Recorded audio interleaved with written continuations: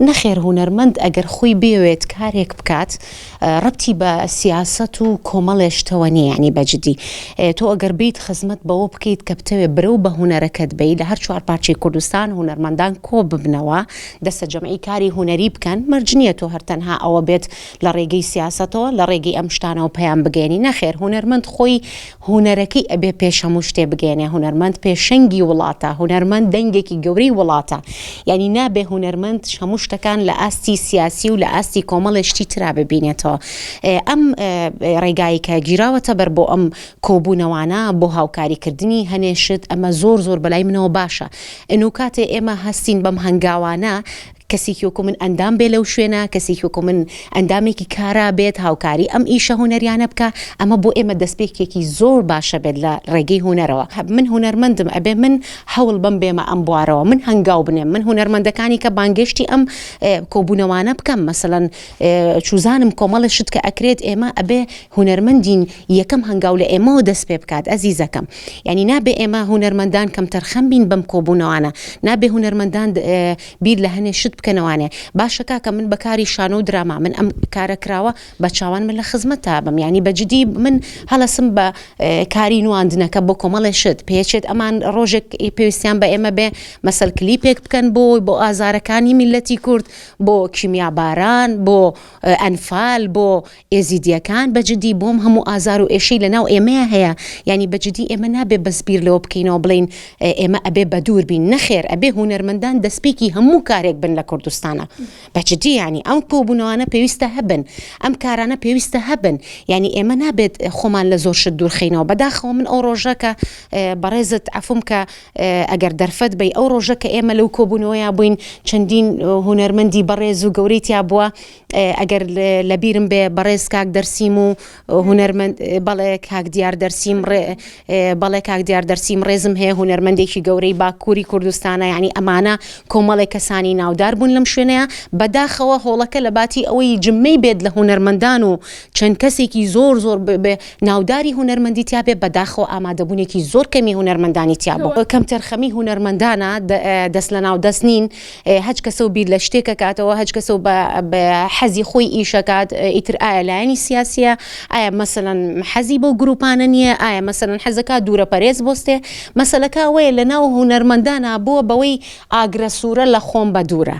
یعنی بەجددی چون تۆ ئەگەر ئەتەوێ لە ئازاری میلەتەکەت تێبگەی، ئەگەر ئەتەوێ پەیامەکان بگەێنی، ئەگەر مەسەلەن ئەتەوێت دەستپێکی هەموو شتەکانت بەکارە هونەریەکان بڕوات، ئەنو نابێت زۆر شت هەیە لە حیاتی خۆتا پشتگوێ بخەیت. تۆ هونەرمەندی ئەرکی تۆیە هەموو ئازارەکان بگەێنی، ئەرکی تۆیە هاوکاری ئەو گروپانە بکەی، ئەو کۆبوونەوانە بکەی، ئەو ڕێکخراوانە بکەی. چون هونەرمەند لە هەموو وڵاتێکی عالەمیە دەنگێکی گەورەی هەیە لەناو خەڵکە. پێویستە ئەبێت هونەرمەند پێش هەموو میلەتەکەی باجی ئازارەکان. ئێمە باجارە لەسەر باشوور قسە بکەین زۆر کەم تەرخەمە بەڕاستی. ینی ئەوەی کە من هەمی خۆما تا ئێستا نەهاتۆتە دی بەڕاستی.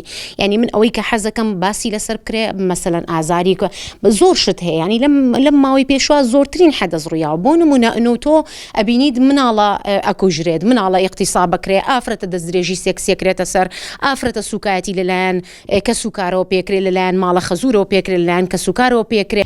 بە تایبەتی ژنان ئەبێت بەردەوام لە هەفتەیەکا 2 جار بۆ 3 جار کۆبوونەوە تەبێ لەسەرم بابەتانە.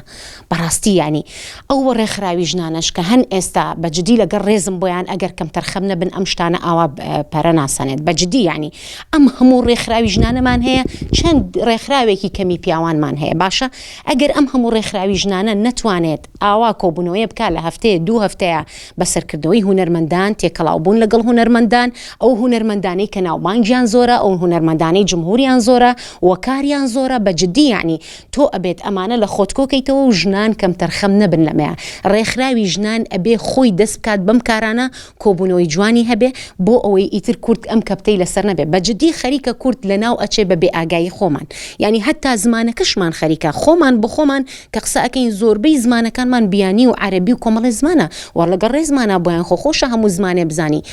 بەڵام کە تۆ تێکەڵی زمانەکەت بوو ناچاری، ئەبێت تۆ بۆ زمانی ئەو قسە بکەیتەوە. بەڵام زربێ لەناو خۆلەمانەکەوێ سیاسەتێکی دەوڵەتان طبعا بەجددی ینی تۆ بوای لە تۆ کردووە بڕۆ لە هەر شوێنێکی ئەم شارەیە ئەگەڕی قوتابخانەیەکی تورکی هەیە، قوتابخانەیەکی فارسەیە، قوتابخانەیەکی ئەمریکی هەیە، قوتابخانەیەکی چوزانم چیتر هەیە، ینی بەڵێ ینی بێجگە لە ئەوەی لە ماڵە حتا وای لێ هاتۆ دایکەکە پێ عیبە، ینی لەگەڵ ڕێزم بۆ خوشکانی بەڕێز چاوی هەموو ئەو دایکانە ماچەکەم، هەتا وای لێ هاتۆ بەجددی ینی هەنێ دایکێ پێ عیبە مناڵەکەی بە کوردی قسە بکە، بەجددی ینی شانازێک هاچێتە میوانیە گەڵێ مناڵەکەی من کوردی نازانێ، ئاخر ئەزیزم تۆ دایکی ئەبێ سەرەتا ئەو زمانی تۆ بزانێ، اینجا دواتر تێکەڵاوی زمانیکە عیب نییە زمانی تر بزانی، خۆشە لە هەموو شتێکە شتێک بزانی، بەڵام نەک ئەوەی وا لە تۆ بکە کللتورەکەتت بیرچێتەوە.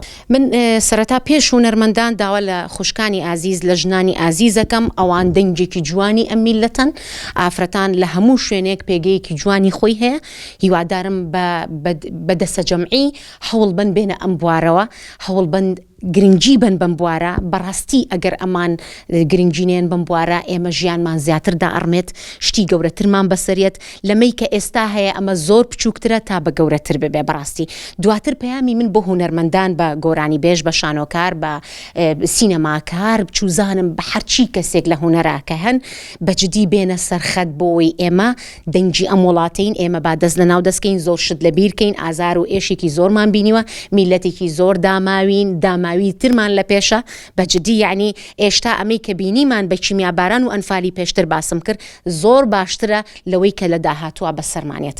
بەڕاستی ینی بۆیە من پێیان ئەڵێم بە ژنان و بە خوشکان ئەڵێم، بە هونەرمەندان ئەڵێم تکایە خەمخۆر بن، با دەست لە ناو دەست هەموو شتێ لە بیرکەین و هەوڵ بین بۆ ژیانێکی جوان بۆ هەر چوار پارچەی کوردستان.